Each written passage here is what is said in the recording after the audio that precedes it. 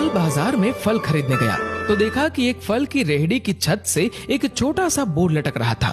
उस पर मोटे अक्षरों में लिखा हुआ था, घर पर कोई नहीं है, मेरी बूढ़ी माँ बीमार है, मुझे थोड़ी थोड़ी देर में उन्हें खाना, दवा और टॉयलेट कराने के लिए घर जाना पड़ता है।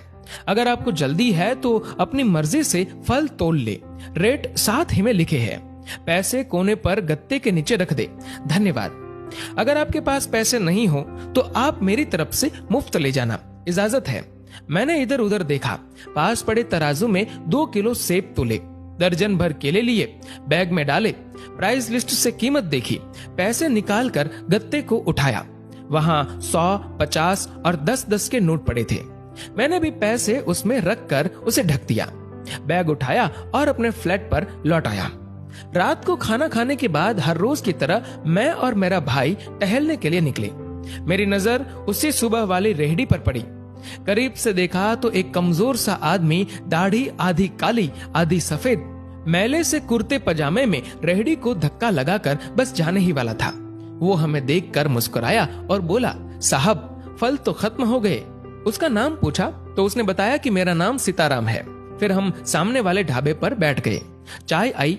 वो कहने लगा, पिछले 3 साल से मेरी माँ बिस्तर पर है, कुछ पागल सी भी हो गई है और अब तो लकवा भी मार गया है।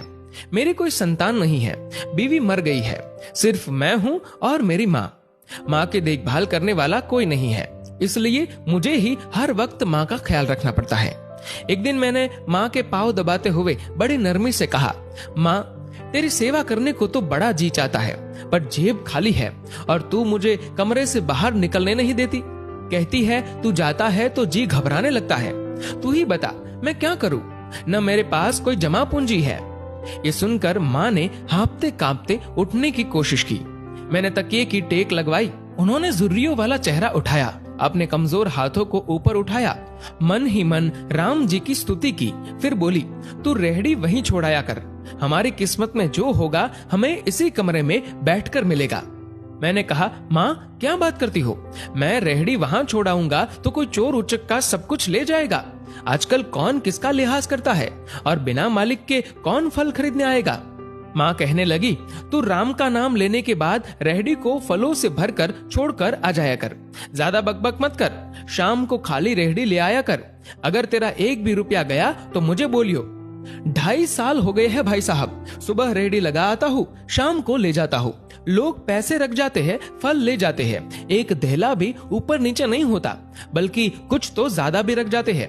कभी कोई माँ के लिए फूल रख जाता है, कभी कोई और चीज। परसों एक बच्ची पुलाव बनाकर रख गई, साथ में एक पर्ची भी थी जिसमें लिखा था अम्मा के लिए। बीते हफ्ते एक डॉक्टर अपना कार्ड छोड़ गए, पीछे लिखा था, माँ की तबीयत नाजुक हो तो मुझे कॉल कर लेना, मैं आ जाऊंगा। कोई खजूर रख जाता है तो कोई कुछ और खाने की चीज। रोजाना कुछ न कुछ मेरे हक के साथ मौजूद होता है। न माँ हिलने देती है, न मेरे राम कुछ कमी रहने देते हैं। माँ कहती है, तेरे फल मेरा राम अपने फरिश्तों से बिकवा देता है। आखिर में इतना ही कहूंगा कि अपने माँ बाप की खिदमत करो और देखो दुनिया की कामयाबियां कैसे हमारे कदम चूमती है।